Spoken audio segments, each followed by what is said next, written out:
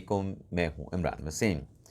नाज़रीन, इस प्रोग्राम में जो एक बड़ी ख़बर आपके साथ हम शेयर करने जा रहे हैं, वो ख़बर है पाकिस्तान तहरीक इंसाफ में फॉरवर्ड ब्लॉक की, जिसका दावा किया गया था पाकिस्तान तहरीक इंसाफ के साबिक रहनुमा शेर अफजल मरवत की तरफ से कि ईद उल फितर के बाद तहरीक इंसाफ में फॉरवर्ड ब्लॉक जो है वो मंजर आम पर आ सकता है। ना सिर्फ ये दावा शेर मरवत की जानिब से किया गया, बल्कि अपने इस दावे, इस पेशगोई की सपोर्ट में उनकी तरफ से ये भी कहा गया था कि जो फॉरवर्ड ब्लॉक पाकिस्तान तहरीक इंसाफ में बनेगा, उसके जो करता धरता होंगे, उसके जो चलाने वाले या बनाने वाले होंगे, उनके चेहरे देखकर पाकिस्तान तहरीक इंसाफ के जो लोग हैं, जो क़यादत है, वो हैरान रह जाएगी, वो परेशान रह जाएगी। लेकिन पीटीआई की जो मौजूदा क़यादत है, उनकी तरफ से इस दावे को मुस्तरद कर दिया गया और कहा गया कि पाकिस्तान तहरीक इंसाफ में ऐसा कोई फॉरवर्ड ब्लॉक चाहे वो एग्जिस्ट नहीं करता। अब नाज़रीन, ख़बर यह है कि फॉरवर्ड ब्लॉक तो मंजर आम पर आ गया है और ईद उल फितर के बाद इस खबर को लेके बानी तहरीक इंसाफ इमरान खान को पहला बड़ा झटका पहुंचा है। तो मामला क्या है, फॉरवर्ड ब्लॉक क्या है, उसकी डिटेल क्या है, इस प्रोग्राम में आपके साथ वो तमाम तफसीलात शेयर करने जा रहे हैं। लेकिन प्रोग्राम का आगाज़ करने से पहले एक तो आपसे चैनल सब्सक्रिप्शन की दरख्वास्त करेंगे कि जिन दोस्तों की जानिब से चैनल सब्सक्राइब नहीं किया गया, उनसे दरख्वास्त चैनल को सब्सक्राइब कर लें, बेल आइकॉन का बटन प्रेस करें, वीडियो पसंद आए तो लाइक और शेयर ज़रूर करें। सबसे पहले नाज़रीन, एक मुख्तसर सी खबर बात करना ज़रूरी है। सदर पाकिस्तान आसिफ अली ज़रदारी, जिनसे मुतल्लिक़ ये ख़बर सामने आई कि वो अलील हो चुके हैं और उन्हें हॉस्पिटल मुंतकिल कर दिया गया है, और फिर ये इतलात भी आना शुरू हुई कि उनकी नसाजी तबाह की वजह से या उनकी अलालत की वजह से दुबई मुंतकिल किया जाएगा। तो पाकिस्तान पीपल्स पार्टी ने इन अफवाहों की तरदीद कर दी है, इन इतलात की तरदीद कर दी है कि साबिक सदर आसिफ अली ज़रदारी और मौजूदा सदर पाकिस्तान आसिफ अली ज़रदारी साहब को दुबई मुंतकिल नहीं किया जा रहा, बल्कि बताया गया है कि वो रूबे सेहत हो रहे हैं, उनकी सेहत बेहतर हो रही है। और ये जो ख़बरें चलाई गई कि उन्हें दुबई मुंतकिल किया जाएगा उनकी अलालत के बायस, ये ख़बरें सरासर गलत हैं, बेबुनियाद हैं। उन्हें बिल्कुल जो है वो दुबई मुंतकिल नहीं किया जा रहा। अब हमारी तो दुआ है कि आसिफ अली ज़रदारी साहब जल्द सेहतियाब हों, अपनी ज़िम्मेदारियाँ संभालें।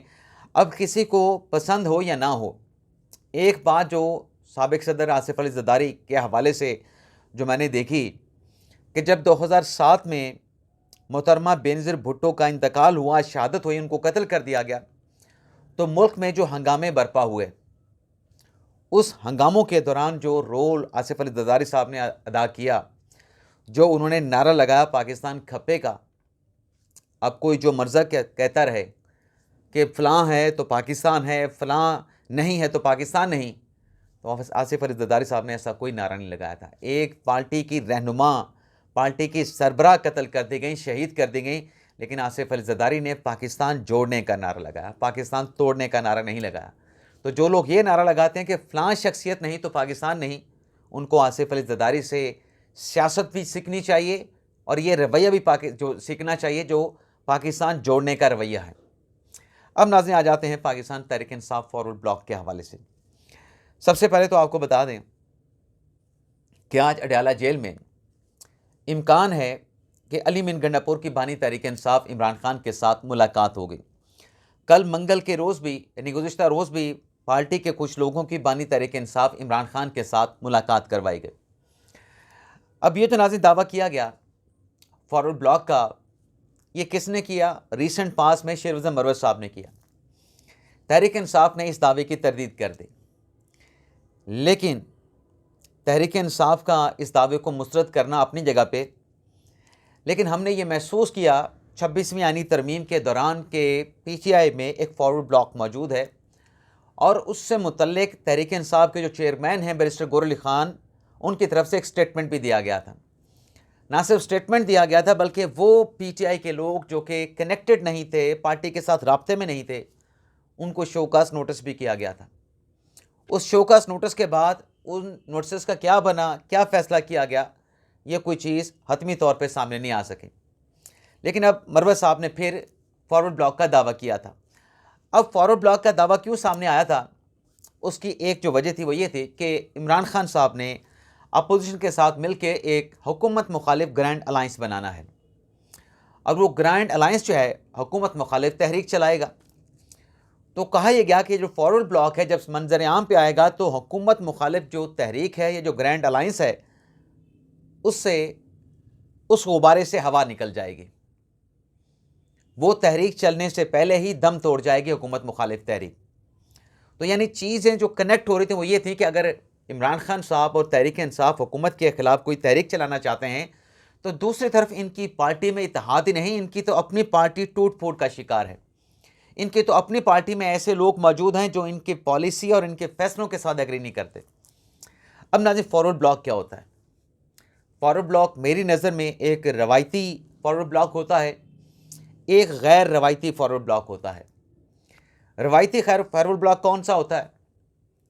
और वो पार्टी के लिए ख़तरनाक भी नहीं होता। अगर किसी पार्टी में वो फॉरवर्ड ब्लॉक मंजर आम पे आ जाए, वो ख़तरनाक नहीं होता।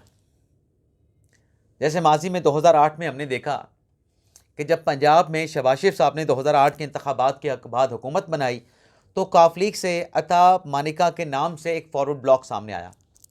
उसमें काफ लीग के कोई 40 से 50 लोग मौजूद थे। हुकूमत तो शहबाज शरीफ साहब ने सिंपल मेजॉरिटी के साथ बना ली थी 2008 में, लेकिन उन लोगों को भी अपने साथ रखा और उन लोगों का जो फॉरवर्ड ब्लॉक था उसकी वजह से काफ लीग को एक बड़ा डेंट तो पहुंचा। लेकिन आज आपको उस फॉरवर्ड ब्लॉक के जो लोग हैं वो उस तरीके से मंजर आम पे या जो पाकिस्तान की सियासत है या जो पाकिस्तान का जो पॉलिटिकल कैनवस है उस तरीके से आपको मुतहरिक नज़र नहीं आएंगे। अब नाज़रीन, जो मैंने कहा कि एक रवायती और गैर रवायती फॉरवर्ड ब्लॉक होते हैं, तो ये जो तहरीक इंसाफ में फॉरवर्ड ब्लॉक सामने आया है ये रवायती नहीं, ये गैर रवायती है। रवायती 26वीं आईनी तरमीम के दौरान उसकी बाज़गश सुनी गई, लेकिन वो मंजर आम पे नहीं आया। तहरीक इंसाफ को उस फॉरवर्ड ब्लॉक का, रवायती फॉरवर्ड ब्लॉक का इदराक हुआ, उनके नाम भी बताए गए, उनको शोकास नोटिस भी किए गए। अब ये जो गैर रवायती फॉरवर्ड ब्लॉक है, इसकी डिटेल पे आने से पहले अली अमीन गंडापुर साहब, जिनकी आज इमरान खान साहब के साथ मुलाकात का इम्कान है और ये मुलाकात बताया जा रहा है कि तसलसल है, जो गुज़िश्ता रोज़ आज़म सवाती ने जाके बानी तहरीक इंसाफ इमरान खान के साथ मुलाकात की। बताया जाता है कि आज़म सवाती साहब का जो ताल्लुक़ है वो गंडापुर साहब के कैंप से है। ये भी दावा किया जाता है कि इस मुलाकात में आज़म सवाती साहब की जो मुलाकात हुई है इसमें भी कहीं ना कहीं डायरेक्टली इनडायरेक्टली जो है वो गंडापुर साहब का रोल था। अब गंडापुर साहब की आज जो बानी तहरीक इंसाफ इमरान खान के साथ मुलाकात का जो इम्कान है, हो सकता है कि जब आप ये व्लॉग देख रहे हो ये मुलाकात इमरान खान के साथ या तो हो चुकी हो या मुलाकात किसी वजह से ना करवाई गई हो। लेकिन हमें ये देखा है कि ईद उल फितर से पहले इस मुलाकात के लिए गंडापुर साहब जो है वो काफ़ी दिन इस्लामाबाद में क़याम पजीर रहे। लेकिन आप ये देखें कि गंडापुर वो शख्सियत हैं जिनके खिलाफ इमरान खान की अडाला जेल में कान भरे गए, उनकी शिकायतें लगाई गईं और शिकायतें पार्टी के लोगों ने भी लगाईं और इमरान खान साहब की अहलिया ने भी लगाईं, बुशरा बीबी साहबा ने। और आपको याद होगा कि जब बुशरा बीबी साहबा ज़मानत पे थी, 190 मिलियन पाउंड केस का फैसला अनाउंस होने से पहले उनकी पेशावर में सेम हाउस में तकरार भी हुई थी अली अमीन गंडापुर के साथ, जब वो 24 नवंबर का लॉन्ग मार्च लेके निकल रही थी। और उन शिकायतों का नतीजा ये निकला था कि जुनैद अकबर को खैबर पख्तूनख्वा तहरीक इंसाफ की जो सदारत है वो सौंप दी गई थी। अब जुनैद अकबर साहब को जो क़यादत सौंपी गई, उस जिम्मेदारी के बाद क्या बना क्या हुआ, दावे तो बड़े बड़े किए गए थे कि जुनैद अकबर साहब आए हैं, ये हो जाएगा वो हो जाएगा, कुछ नहीं हो सका। पहला जो जलसा जुनैद अकबर साहब ने किया उसमें भी वो नाकाम साबित हुई। ये फैक्चुअल चीज़ें हैं जो मैं आपके सामने रख रहा हूँ। सवाबी का जो जलसा था उसमें कितने लोग शरीक हुए, माजी के मुकाबले में नाकाम साबित हुआ। 13 साल से खैबर पख्तूनख्वा में पीटीआई की हुकूमत है। अब जो कल मुलाकात हुई इमरान खान साहब के साथ अपना आज़म सवाती साहब की, अब उस मुलाकात में आज़म सवाती साहब ने बानी पीटीआई इमरान खान के सामने शिकायतों का अंबार लगा दिया। उन शिकायतों में क्या कहा गया कि सूबे में करप्शन हो रही है, हमारे पार्टी के लोग करप्शन में इन्वॉल्व हैं। अब तहरीक इंसाफ का जो एजेंडा था, जो कि सोचने की बात है, इस पे बहुत फोकस करके सोचने की बात है कि ये तो करप्शन के खात्मे के लिए आए थे। 13 साल से खैबर पख्तूनख्वा में हुकूमत है, एटलीस्ट इस सूबे को तो मिसाली बन जाना चाहिए था। तहरीक इंसाफ के 13 सालों में मिसाली सूबा होना चाहिए था, जो मिसाल के तौर पे, एग्जाम्पल के तौर पे तहरीक इंसाफ वाले इमरान खान साहब पेश करते कि देखें इस सूबे में हमने करप्शन का खात्मा कर दिया है, ज़ीरो करप्शन है। लेकिन ऐसा कोई मौजज़ा तो वहाँ पे नहीं हुआ। वहाँ पर आज भी करप्शन की बात की जा रही है और तहरीक इंसाफ के लोगों पे करप्शन के इल्ज़ामात लग रहे हैं। आफज़ल सवाती साहब ने कहा कि जो हमारे स्पीकर हैं सलीम सवाती साहब खैबर पख्तूनख्वा के, वो करप्ट हैं, चोर हैं, करप्शन उन पर साबित हो चुकी है, जो ज़राए से ख़बरें रिपोर्ट हुई हैं। लेकिन जो सलीम सवाती साहब हैं खैबर पख्तूनख्वा के स्पीकर, उनकी तरफ से आज़म सवाती को पैदाइशी झूठा करार दे दिया गया है। अब पैदाइशी झूठे वाला जो लफ्ज़ इस्तेमाल किया गया है, माजी में ये अल्फाज मरहूम रहमान मलिक के ख़िलाफ़ पीपल्स पार्टी के जो सिंध के वज़ीर दाखिला थे, फहमीदा मिर्ज़ा साहबा के जो खामद हैं, अब मुझे उनका नाम भूल गया, उन्होंने इस्तेमाल किए थे कि ये शख्स सेब खा रहा होता है, लेकिन अगर इससे टेलीफोन पे आप पूछें आप क्या खा रहे हैं, क्या मैं केला खा रहा हूँ। ये इतना झूठा शख्स है। अब सलीम सवाती साहब कहते हैं कि आज़म सवाती पैदाइशी झूठा है। मैं जो करप्शन से मुतल्लिक जो कमेटी बनी थी, उस कमेटी में मैं पेश हुआ हूँ और अब बानी तहरीक इंसाफ इमरान खान के साथ मुलाकात करके अपना मौक़िफ़ वहाँ पर रखूँगा। दूसरा, आज़म सवाती ने कहा कि जो मानसेरा के जनरल सेक्रेटरी बनाए गए हैं सरदार खान, वो भी करप्ट हैं। अब इस मुलाकात के बाद जब वो बाहर आते हैं, आज़म सवाती साहब, वो ये दावा करते हैं कि मैंने जो इमरान खान साहब के पास करप्शन के हवाले से शिकायत लगाई है, इमरान खान साहब ने कह दिया है कि जो सलीम सवाती साहब हैं वो अपने ओहदे से मुस्तफ़ी हो जाएं। और जुनैद अकबर ने जिस करप्ट शख्स को मानसेरा का जनरल सेक्रेटरी लगाया है सरदार खान, उनको भी ओहदे से हटाने का कह दिया गया है। अब ये दो ओहदों पे पार्टी के उन लोगों को इमरान खान साहब ने हटाने का जो दावा किया है आज़म सवाती साहब ने, दो लोग तो ये फारिग हो गए। इससे पहले गंडापुर साहब को पार्टी सदारत से, खैबर पख्तूनख्वा की सदारत से फारिग किया गया। शेर आज़म मरवत साहब को पार्टी से निकाल दिया गया।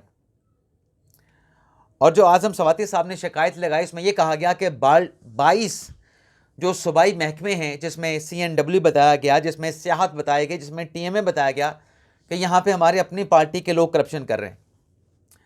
अब नाज़रीन, आप ये अंदाज़ा करें कि तहरीक तो चलानी है पाकिस्तान तहरीक इंसाफ ने हुकूमत के ख़िलाफ़।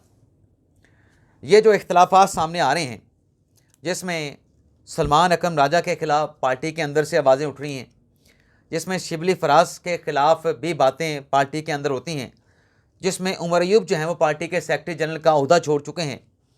बैरिस्टर गौहर की कारकर्दगी के ऊपर भी लोग सवालात उठाते हैं कि ये कंप्रोमाइज़ हैं, ये इल्ज़ाम लगता है उनके ऊपर, हालांकि बड़े नफीस इंसान हैं।